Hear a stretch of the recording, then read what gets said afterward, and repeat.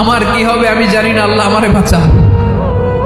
প্রতিটি নবী বলবেন নফসি নফসি, আল্লাহ তুমি আমারে বাঁচাও আমারে বাঁচাও। বিশ্বনবী মাথা তুলবেন, তুলে বলবেন রব্বি হাবলি উম্মতি, আল্লাহ তুমি আমার গুনাহগার উম্মতকে বাঁচাও।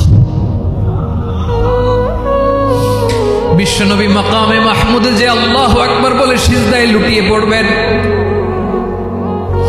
আল্লাহ রাব্বুল আলামিন বিশ্বনবীকে এমন কিছু চমৎকার শব্দ শিখাবেন, ওই শব্দগুলো দিয়ে আল্লাহর প্রশংসা করে বিশ্বনবী কাঁদতে আরম্ভ করবেন।